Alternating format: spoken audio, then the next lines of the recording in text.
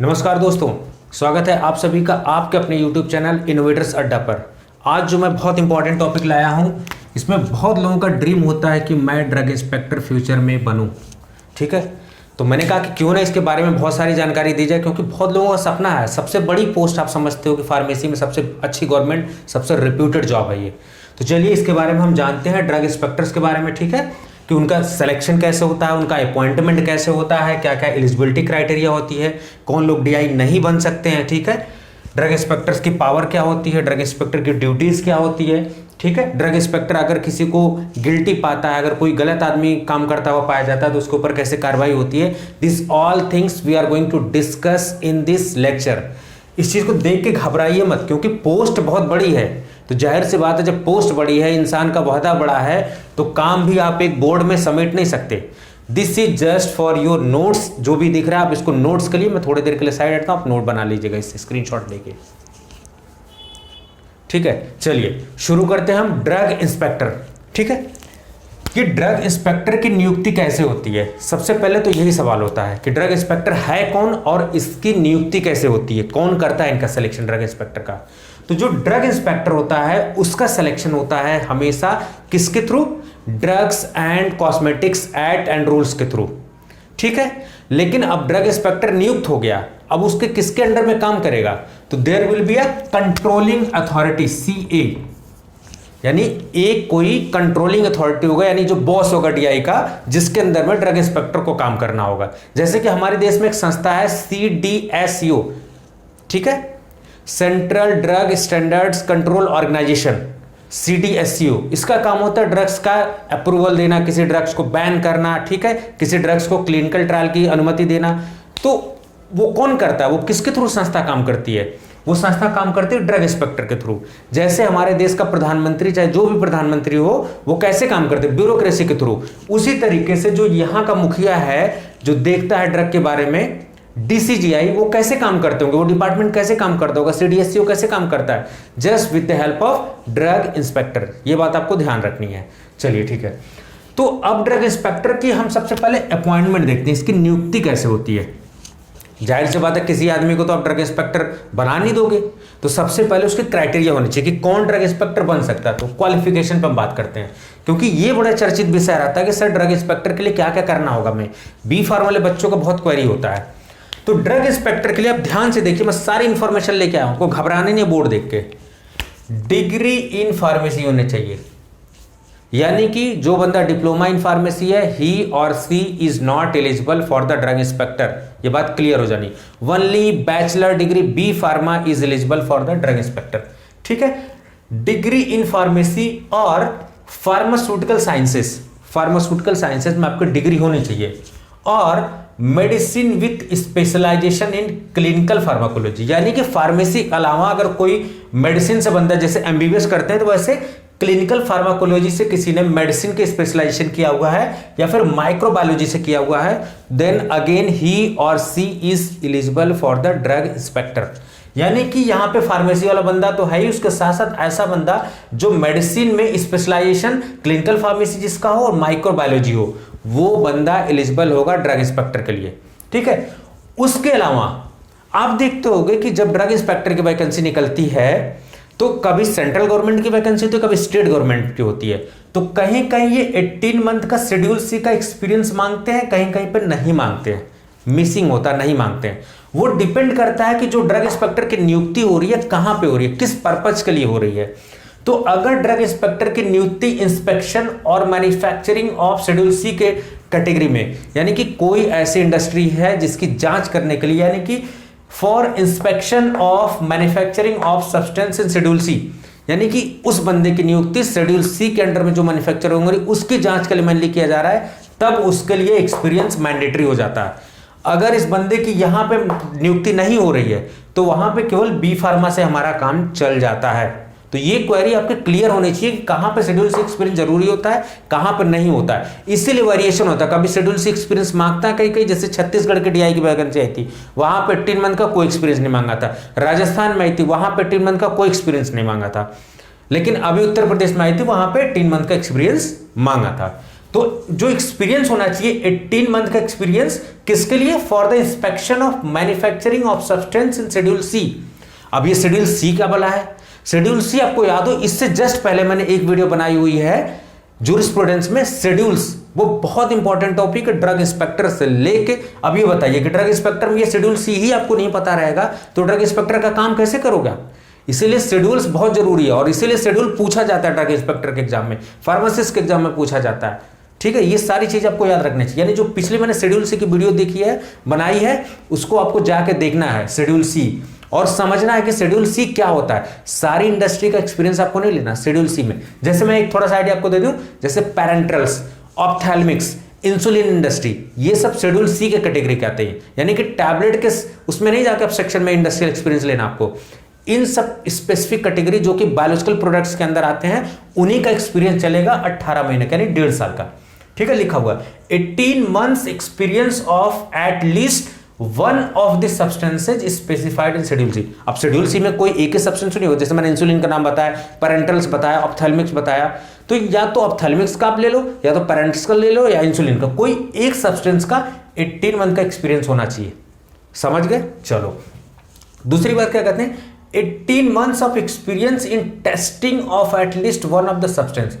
या तो यहां पे आप प्रोडक्शन के ले लो, यहां पे टेस्टिंग, अगर आप 18 मंथ्स का एक्सपीरियंस आपका किसी चीज का टेस्टिंग में भी है ना, at least one substances in schedule C in approved testing laboratory. अब यहां पे एक कंपनी की बात कर रहे हैं, यहां पे लेबोरेटरी की बात कर रहे हैं, यानी कोई लेबोरेटरी जो इंडिया में अप्रूव्ड हो, लेबोरेटरी किसके अंदर में? ड्रग्स एंड कॉस्मेटिक्स के अंदर में। वो उस लेबोरेटरी से भी अगर आपका 18 मंथ का एक्सपीरियंस है टेस्टिंग के लिए, यानी उस लेबोरेटरी में किस चीज का काम हो रहा है? टेस्टिंग का हो रहा है, तो कोई गवर्नमेंट अप्रूव्ड लेबोरेटरी जिसमें कि टेस्टिंग आपने किया हुआ है, टेस्टिंग से रिलेटेड 18 महीने का एक्सपीरियंस लिया है, then again you are also eligible. उसके अलावा ये और लिखा हुआ, उसके अलावा gained experience of not less than 3 years, 3 साल के कम का एक्सपीरियंस नहीं होना चाहिए in the inspection of firms of manufacturing of any substance in Schedule C during the tenure of their services as drug inspector।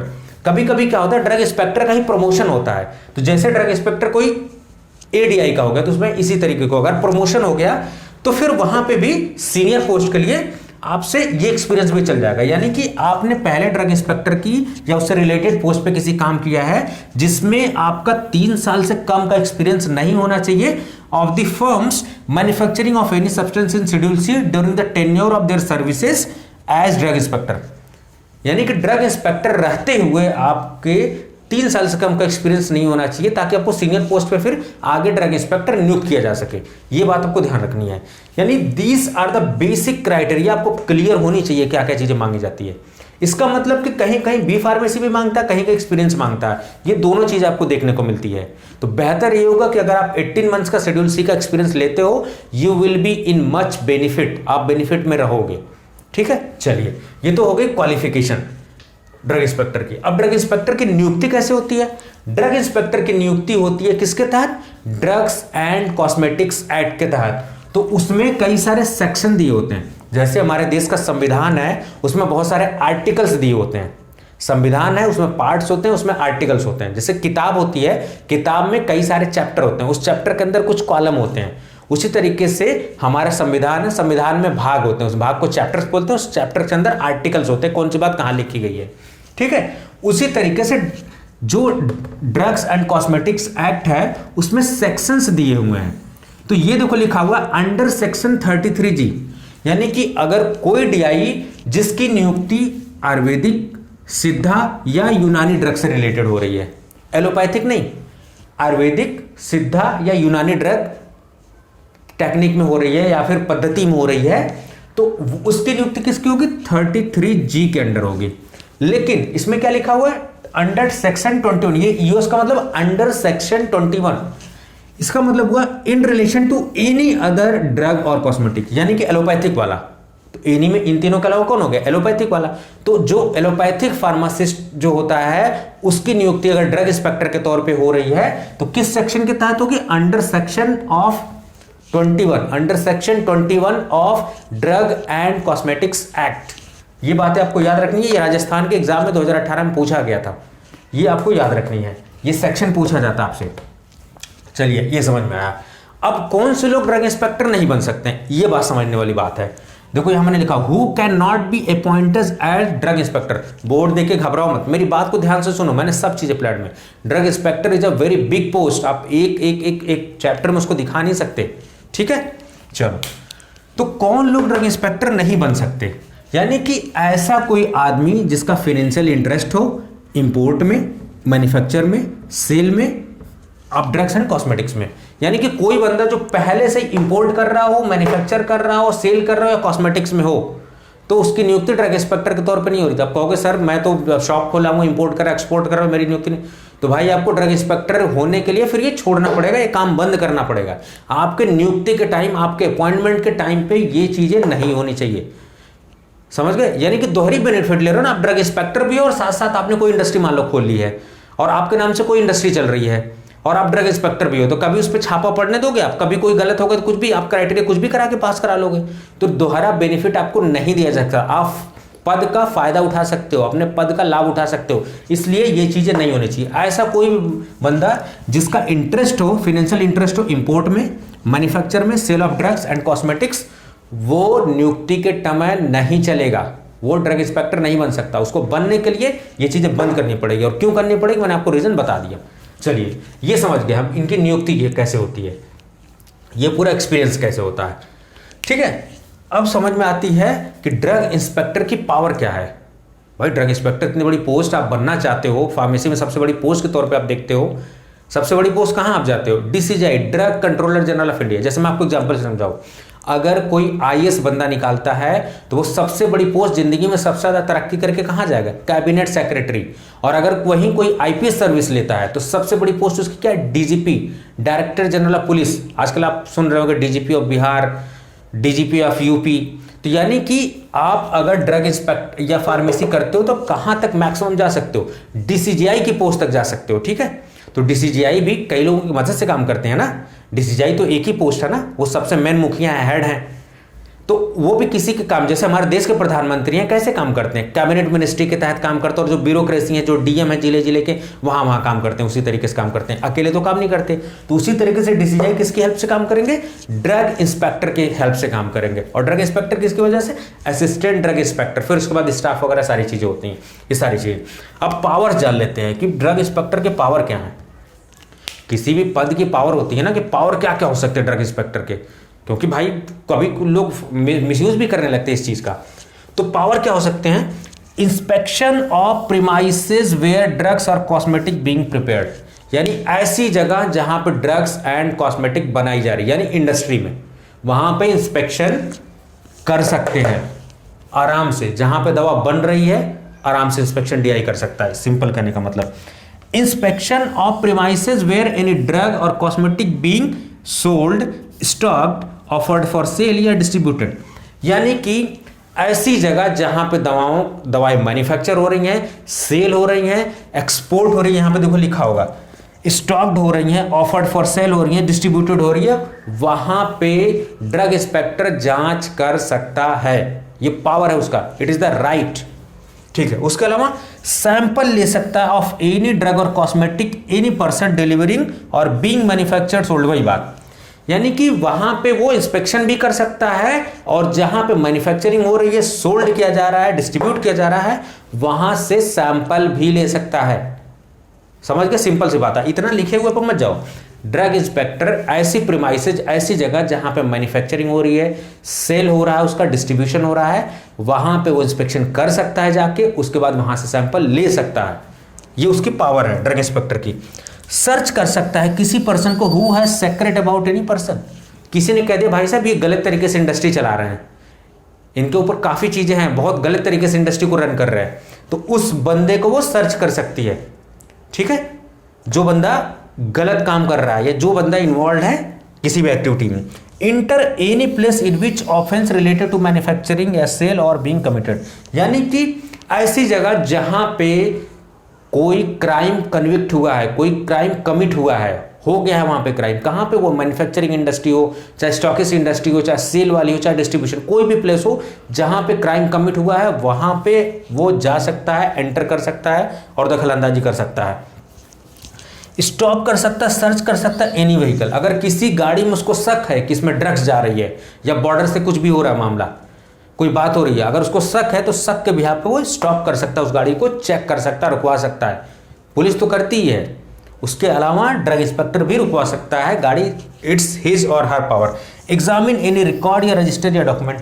कहीं पे गए मैन्युफैक्चरिंग प्लांट में, हाँ भाई तुम नॉर्मल वे में कर रहे हो, जो SOPs है, स्टैंडर्ड ऑपरेटिंग प्रोसीजर फॉलो कर रहे हो कि नहीं कर रहे हो, सारी चीज़ आप एंट्री कर रहे हो नहीं कर रहे हो, उसका एग्जामिनेशन करेंगे, रिकॉर्ड रजिस्टर सब एंट्री प्रॉपर हो रही नहीं हो रही है, सब चेक करेंगे। यानी प्रोटोकॉल इंडस्ट्री में फॉलो किया जा रहा है कि नहीं फॉलो किया जा रहा है, वो सब। यानी कि अब देखोगे पावर्स तो क्या है, यानी वो बंदा क्या कर सकता है, इंस्पेक्ट कर सकता है, सैंपल ले सकता है, किसी आदमी को सर्च कर सकता है अगर कोई इन्वॉल्व है इस तरीके से, ठीक है, किसी भी प्लेस में एंट्री मार सकता है, किसी गाड़ी को रुकवा सकता है, ठीक है। एग्जामिन एनी रिकॉर्ड है रजिस्टर, कहाँ पे, जहाँ पे मैन्युफैक्चर हो रही है, जहाँ पे दवाओं का सेल हो रहा है, जहाँ पे डिस्ट्रीब्यूशन हो रहा है, ठीक है, जहाँ पे सेल के लिए ऑफर की जा रही है दवा, वहाँ पे ये सारे काम है। तो ये सारे पावर्स हैं DI के।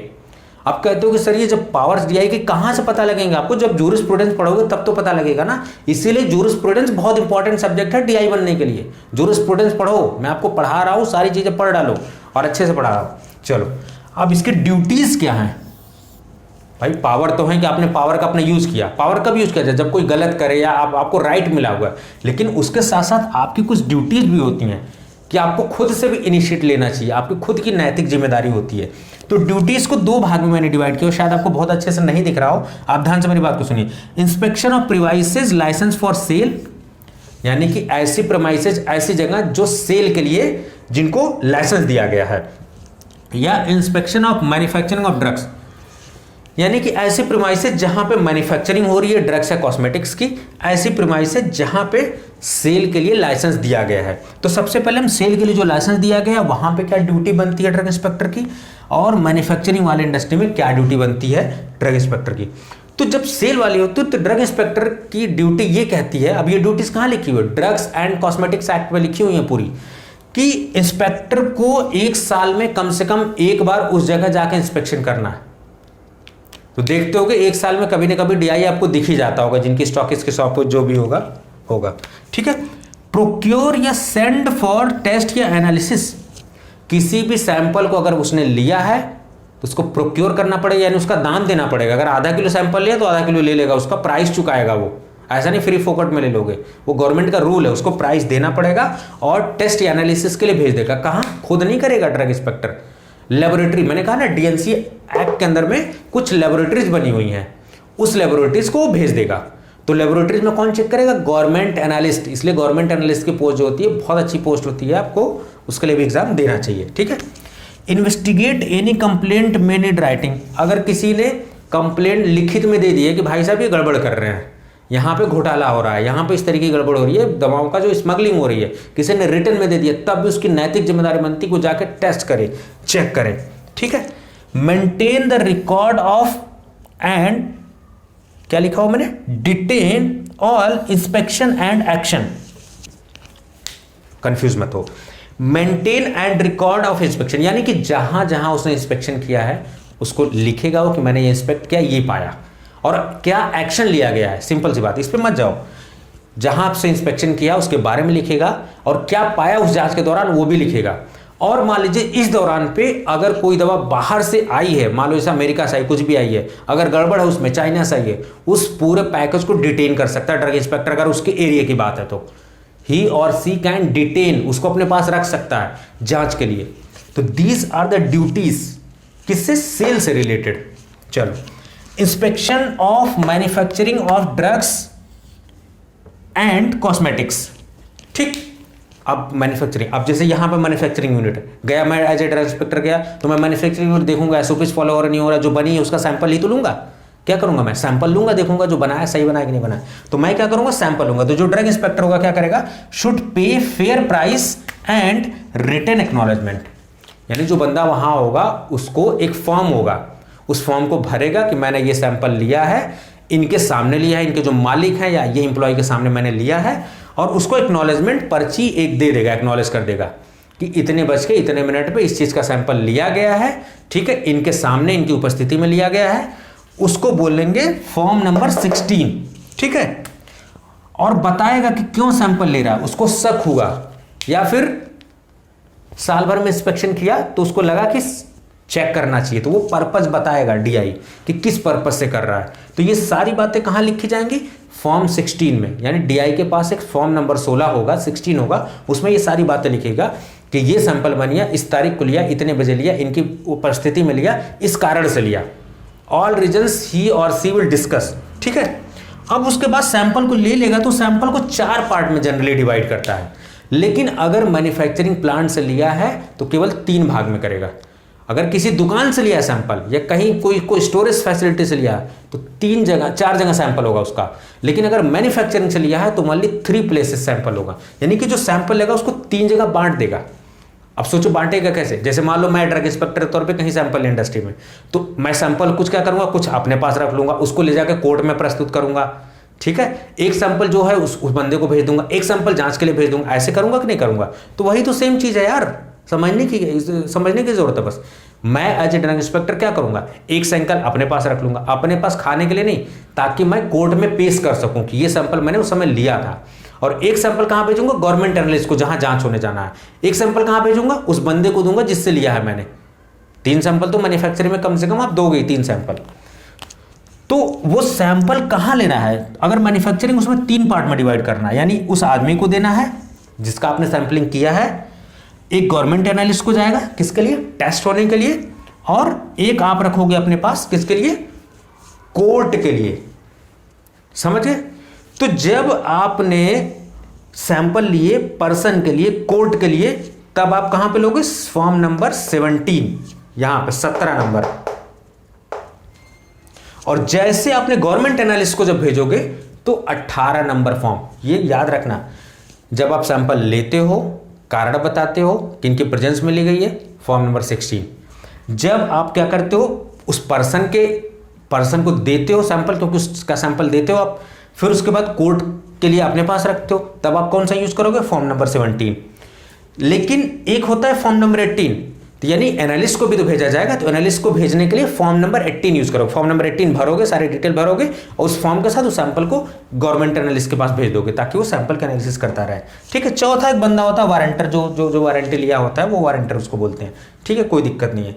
तो ये ड्यूटी सारी आपको बताई, ये सारे पावर्स बताए, कौन ड्रग इंस्पेक्टर नहीं बन सकता है, डीएनसी एक्ट के अंदर में किस सेक्शन के तहत इनकी अपॉइंटमेंट होता है, और अपॉइंटमेंट कौन करता है, सेंट्रल गवर्नमेंट करती है, स्टेट गवर्नमेंट, दोनों को अधिकार होता है। ठीक है, ये सारी चीजें, क्वालिफिकेशन क्या होती है, ठीक है, कब 18 मंथ्स का एक्सपीरियंस जरूरी है, कब नहीं जरूरी है, पोस्टों में क्यों एलिजिबिलिटी दिखती है कि कहीं 18 मंथ्स का एक्सपीरियंस मांगता, कहीं नहीं मांगता है, जस्ट बिकॉज ऑफ दिस। ये सारी चीज आपको डिस्कस की। लेकिन अब एक चीज बताइए कि ड्रग इंस्पेक्टर ने यहां सैंपल तो ले लिया, अब उसके दो पक्ष हो सकते हैं कि सैंपल या तो सही होगा या सैंपल गड़बड़ होगा। तो यहां पे सैंपल लेने के बाद अपने पास डीआई नहीं रखता, डीआई उसको कोर्ट में पेश करने के लिए एक सैंपल रखता है। तो अब डीआई क्या करेगा, जैसे यहां पे मान लो उसको कुछ गड़बड़ हुई, महसूस हुई, तो सबसे पहले वो क्या करेगा, सीआरपीसी 1898 के तहत, सेक्शन 98 के तहत वारंट जारी करेगा। अगर सही है, सब कुछ सही है, तो कोई कार्रवाई नहीं होगी, उसका जो भी रजिस्टर वगैरह जब्त किया, जो भी डॉक्यूमेंट लिया है, 20 दिन के अंदर रिटर्न कर देगा पहला पक्ष। और अगर गड़बड़ हुई तो क्या करेगा, सीज कर देगा।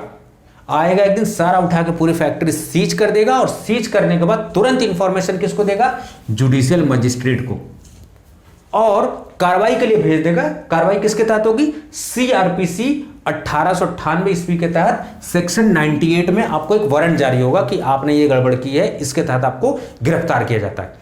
अब आधे लोगों को यही नहीं समझ में आता कि सर आईपीसी क्या है, सीआरपीसी क्या है।